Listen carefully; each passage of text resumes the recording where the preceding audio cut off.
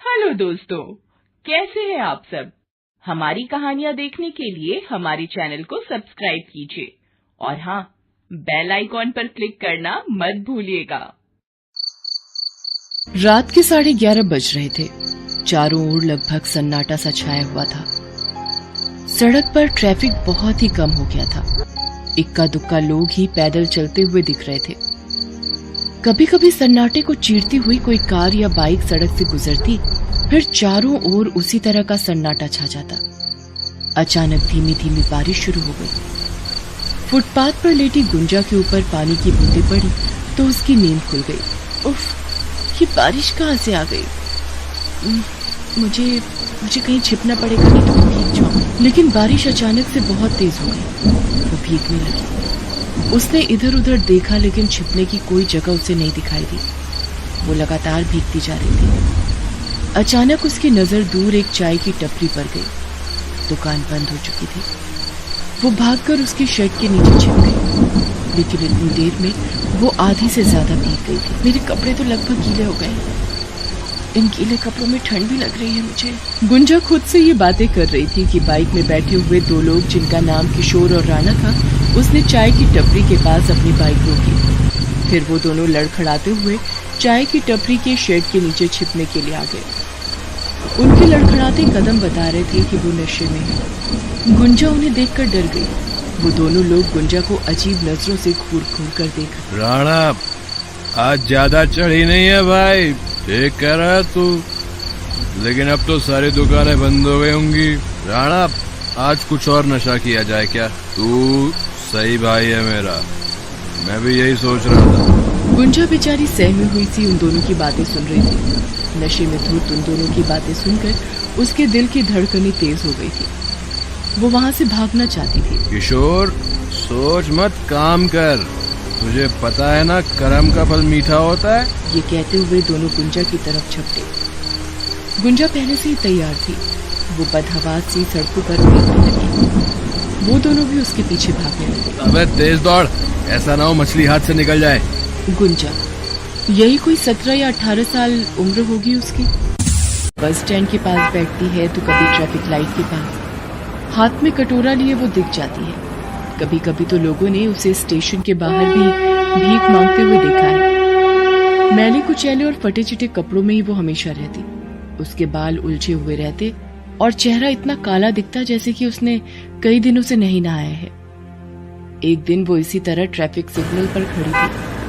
तभी ट्रैफिक की बत्ती लाल हो गई। वो भागती हुई रुकी हुई गाड़ियों के पास एक एक कर जाती और भीख मांगती। 1 रुपया दे दो साहब, सुबह से कुछ नहीं खाया है, कुछ पैसा दे दो साहब, भगवान के नाम पर 1 रुपया दे दो।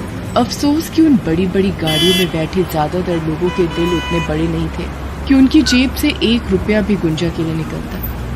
वो कहते हैं ना कि सारी उंगलियां बराबर नहीं होती, इसलिए कुछ लोगों ने गुंजा के कटोरे में दया की भीख भी डाली, लेकिन वो पैसे इतने नहीं थे कि गुंजा उनसे कुछ खरीद कर खा पाती। लेकिन उन्हीं पैसों को लेकर वो सामने की दाल चावल की दुकान पर गई और दुकानदार की ओर देखने लगी। अरे तू फिर आ गई हैं? तुझे इसी तरह से हर दिन मुफ्त का खाना खिलाता रहा तो मेरा तो दिवाला निकल जाएगा। दुकानदार बोले जा रहा था और गुंजा उसकी बातों को सिर झुकाए सुने जा रही थी। दुकानदार ने उसे 1 प्लेट दाल चावल दिया। गुंजा की कटोरी में जितने भी पैसे थे, उसने उन पैसों को अपने हाथ में लिया और उसकी रेहड़ी पर रख दिया। फिर वो फुटपाथ के किनारे बैठकर खाने लगी। पिछले 6 महीने से गुंजा इसी तरह अपना गुजारा कर रही थी, लेकिन 6 महीने पहले उसकी हालत ऐसी नहीं थी। 6 महीने पहले तक वो भी एक आम लड़की की तरह अपने पिता जय कुमार के साथ जीवन जी रही थी। जय कुमार एक फैक्ट्री में सिक्योरिटी गार्ड का काम करता था, लेकिन एक दिन फैक्ट्री में ही उसे हार्ट अटैक आ गया और उसकी मौत हो गई। बाबा, ये क्या हो गया मेरे बाबा को। गुंजा की माँ तो सालों पहले गुजर गई थी। उसके चाचा चाची थे, लेकिन वो सिर्फ नाम के ही रिश्तेदार थे। गुंजा के पिता की मौत के बाद उन्होंने थोड़े दिन तो उसे अपने पास रखा, लेकिन वो सिर्फ नाम के ही रिश्तेदार थे। गुंजा के पिता की मौत के बाद उन्होंने थोड़े दिन तो उसे अपने पास रखा, लेकिन उन थोड़े दिनों में ही गुंजा का जीवन उन्होंने नरक के समान बना दिया। उनके चाचा और चाची के लिए तो वो बिना पगार की एक नौकरानी थी, जिनके आगे वो बस काम भर का रूखा सूखा खाने को डाल देते थे। एक दिन की बात है। दिन भर काम करने के बाद उसकी चाची ने 2 दिन पुरानी बासी रोटी उसके आगे डाल। चाची, थोड़ा अचार ले लूं? हाँ हाँ, ले ले अचार। तू कहे तो पूरी छनवा देती हूँ। ना ना, पूरी से क्या होगा, पुलाव बनवा देती हूँ और दम आलू भी। मुफ्तखोर, जो मिल रहा है खा ले, नहीं तो भूखी मर। जब तक गुंजा के पिता थे उसे कोई दिक्कत नहीं थी, लेकिन पिता की मृत्यु के बाद ऐसा लगता था कि मुसीबतें उसकी सहेलियां बन गई हैं। एक दिन उसकी तबीयत बहुत खराब थी, फिर भी वो अपने चाचा चाची के डर से घर का काम कर रही थी। लेकिन तेज बुखार में ज्यादा काम करने से वो बेहोश हो गई। लेकिन उस पर भी उसकी चाची को दया नहीं आई। उसके चाचा के आते ही वो शुरू हो गई। देखिए जी, आप अपनी भतीजी को समझा दीजिए। पूरा दिन मैं घर का काम करती हूँ और ये किसी महारानी की तरह आराम, और खाने में चाहिए इसे 56 भोग। अगर ऐसा ही चलता रहा तो मैं तो चली मायके। उसकी बातों को सुनकर गुंजा के चाचा का पारा चढ़ गया। उसने तेज बुखार में भी गुंजा को बेल्ट से मारना शुरू कर दिया। वो बेचारी एक बार फिर बेहोश हो गई, लेकिन उस दिन आधी रात को उसने बड़ा फैसला ले लिया। मैं नहीं रहूंगी यहाँ पर, ये लोग तो राक्षस है, राक्षस। ये कहकर वो आधी रात को ही घर से भाग गई। बुखार से उसका बदन अब भी चल रहा था। भागते भागते उसके पैर भी कांप रहे थे, लेकिन उसे तो इस नरक से कहीं दूर निकल जाना था। वो भागती भागती रेलवे स्टेशन गई और वहां उसे एक बड़ी ट्रेन खड़ी दिखी। वो उसमें जाकर बैठ गई। बस एक बार यहाँ से निकल जाऊं, फिर कभी वापस लौट कर नहीं आऊंगी। गुंजा दूसरे शहर में आ गई। तब से वो भीख मांगकर यहाँ अपना गुजारा कर रही है, लेकिन आज फिर से उसकी जान पर पड़ी है। वो दोनों बदमाश लगातार उसका पीछा कर रहे हैं। आखिर वो उनकी पकड़ में आ गई। अरे बहुत तेज भागती है तुम, बहुत भगाने का शौक है ना तुझे। अब देख हम क्या करते हैं तेरे साथ। उन दोनों बदमाशों ने गुंजा के साथ जबरदस्ती शुरू कर दी। बेचारी गुंजा ने बहुत कोशिश की उन जानवरों के चंगुल से छूटने की, लेकिन वो कामयाब नहीं हो पाई। उस सन्नाटे में गुंजा की चीख गूंज तो रही थी, लेकिन उन्हें सुनने वाला कोई नहीं था। छोड़ दो मुझे, छोड़ दो, बचाओ बचाओ, अरे कोई तो बचा लो।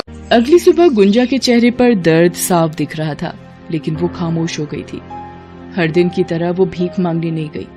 वो भूखी प्यासी बैठी रही। उसे अपने आप से घिन आ रही थी। उन दोनों शैतानों का चेहरा अब भी उसकी आंखों के आगे घूम रहा था, लेकिन वे तो रात के अंधेरे में कहीं भाग गए थे। कुछ दिन और बीते, लेकिन कब तक वो भूखी रहती, इसलिए उसने फिर से भीख मांगना शुरू कर दिया। 1 रुपया दो साहब, 2 रुपया दे दो साहब, बहुत भूख लगी है साहब। 1 रुपया दे दो साहब, 2 रुपया दे दो साहब। एक दिन भीख मांगते हुए उसके पेट में दर्द शुरू हो गया और फिर उल्टियां भी शुरू हो गई।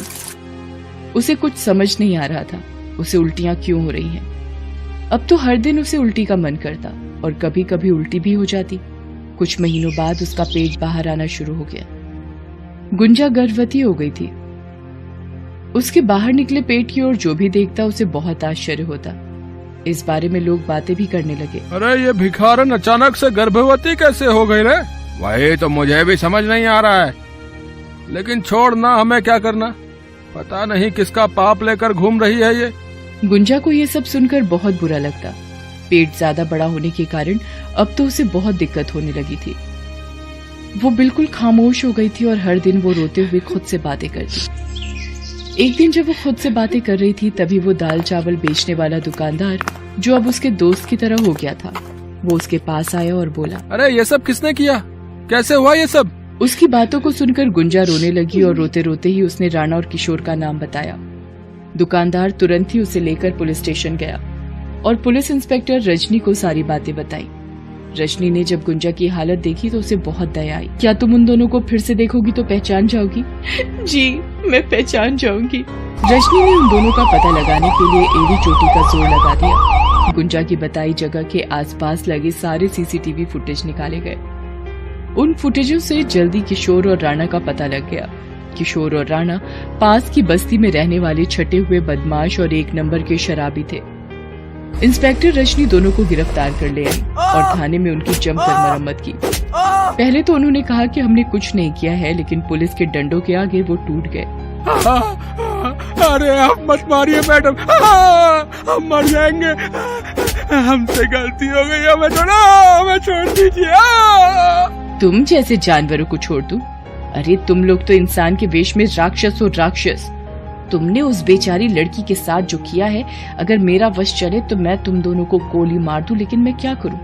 कानून ने मेरे हाथ बांध रखे हैं। इंस्पेक्टर रजनी ने दोनों को जेल भेज दिया। उन दोनों पर मुकदमा चला और दोनों को 10 साल की कैद हो गई। इंस्पेक्टर रजनी गुंजा को एक खुशखबरी देना चाहती थी, लेकिन पता नहीं गुंजा कहाँ गायब हो गई। हेलो दोस्तों, कैसे हैं आप सब? हमारी कहानियाँ देखने के लिए हमारे चैनल को सब्सक्राइब कीजिए और हाँ, बेल आइकॉन पर क्लिक करना मत भूलिएगा।